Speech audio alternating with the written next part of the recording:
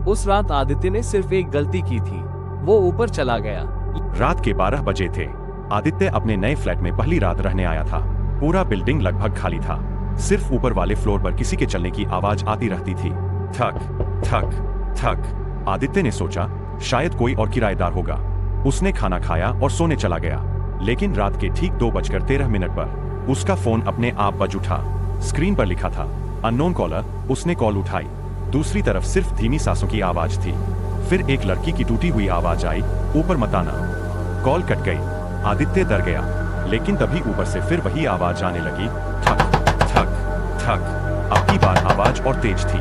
उसने हिम्मत करके दरवाजा खोला।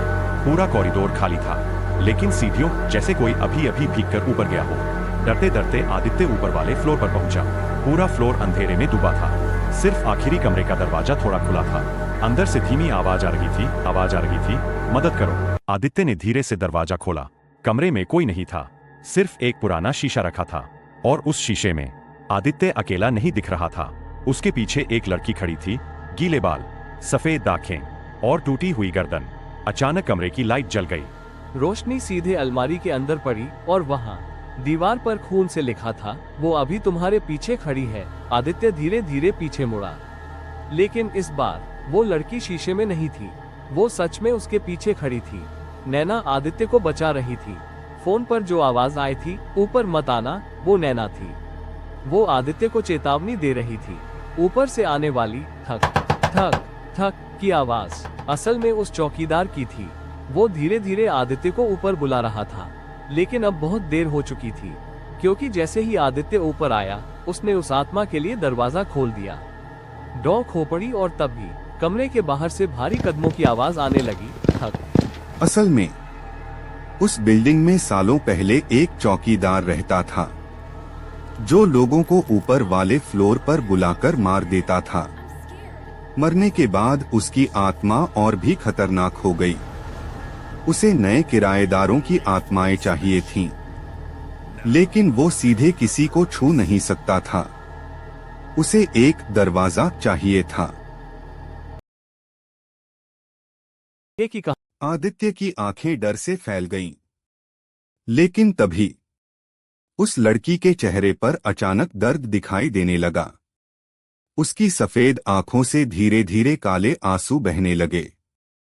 और फिर आदित्य के दिमाग में अजीब अजीब तस्वीरें चमकने लगी, जैसे कोई उसकी यादें उसके अंदर डाल रहा हो। उस लड़की की सच्चाई। उस लड़की का नाम नैना था। 3 साल पहले वो उसी बिल्डिंग के ऊपर वाले फ्लोर पर रहती थी। एक शांत और मासूम लड़की, जिसे बारिश बहुत पसंद थी। लेकिन उस बिल्डिंग में कुछ लोग अवैध काम करते थे। ऊपर वाले फ्लोर का आखिरी कमरा असल में एक छुपा हुआ ठिकाना था। एक रात नैना ने गलती से सब देख लिया। उसने पुलिस को बताने की कोशिश की, लेकिन उन लोगों को पता चल गया। बारिश वाली उसी रात उन्होंने नैना को उस कमरे में बंद कर दिया। मुझे छोड़ नैना दो। घंटों मदद के लिए चिल्लाती रही, मदद करो, कोई तो दरवाजा खोलो। लेकिन पूरी बिल्डिंग खाली थी। किसी ने उसकी आवाज नहीं सुनी।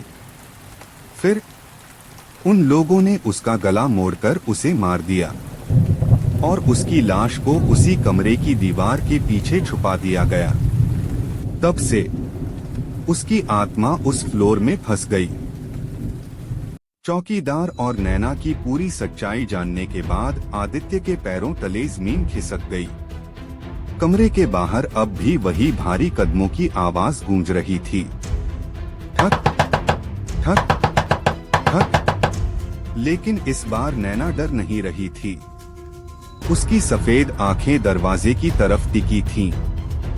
वो धीरे से बोली, वो आ गया। अचानक पूरा कमरा हिलने लगा। दीवारों में दरारें पड़ने लगी। पुराना शीशा अपने आप टूट गया और दरवाजे के नीचे से काला धुआं अंदर आने लगा। धीरे धीरे उस धुएं से चौकीदार की आकृति बनने लगी, लेकिन अब वो इंसान नहीं था। उसका शरीर सड़ चुका था। आंखें पूरी तरह काली थीं और उसके हाथ असामान्य रूप से लंबे हो चुके थे। चौकीदार हंसने लगा। उसकी आवाज पूरे कमरे में गूंज रही थी। 3 साल से मैं इसी पल का इंतजार कर रहा था। आदित्य कांपते हुए बोला, तुम मुझसे क्या चाहते हो? चौकीदार मुस्कुराया, तुमने मेरे लिए दरवाजा खोल दिया है। तभी आदित्य को समझ आया, जिस कमरे में नैना मरी थी, वो कमरा सिर्फ एक कमरा नहीं था। वो जीवित और मृत दुनिया के बीच का रास्ता था। और आदित्य के ऊपर आने से वो रास्ता फिर से खुल गया था। नैना अचानक आदित्य के सामने आ गई। उसके चारों ओर नीली रोशनी चमकने लगी। वो बोली, अगर ये दरवाजा पूरी तरह खुल गया तो वो पूरी बिल्डिंग में फैल जाएगा। चौकीदार गुस्से में चीखा। पूरा फ्लोर कांप उठा। खिड़कियों के शीशे टूटने लगे। तभी नैना ने आदित्य का हाथ पकड़ लिया। पहली बार उसका स्पर्श ठंडा नहीं था। वो बोली, दीवार के पीछे मेरी हड्डियां हैं, उन्हें बाहर निकालो। आदित्य ने पास पड़ी लोहे की रॉड उठाई। धड़ाम धड़ाम धड़ाम, वो दीवार तोड़ने लगा। चौकीदार उसे रोकने के लिए दौड़ा, लेकिन नैना उसकी राह में खड़ी हो गई। एक भयंकर आत्मिक लड़ाई शुरू हो गई। नीली और काली ऊर्जा पूरे कमरे में टकराने लगी। आखिरकार दीवार टूट गई और उसके पीछे एक पुराना कंकाल दिखाई दिया। साथ में एक डायरी भी मिली। डायरी का अंतिम पन्ना। आदित्य ने डायरी खोली। आखिरी पन्ने पर लिखा था, अगर कोई यह पढ़ रहा है तो कृपया मेरी सच्चाई दुनिया तक पहुंचाना, तभी मैं मुक्त हो पाऊंगी। नैना, लेकिन कहानी यहीं खत्म नहीं हुई। जैसे ही चौकीदार गायब होने लगा, वो हंस पड़ा।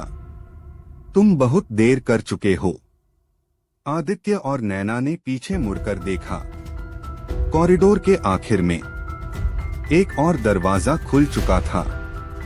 उसके अंदर से दर्जनों सफेद आंखें चमक रही थीं और उनमें से एक आवाज आई, अब हमारी बारी है। To be continued.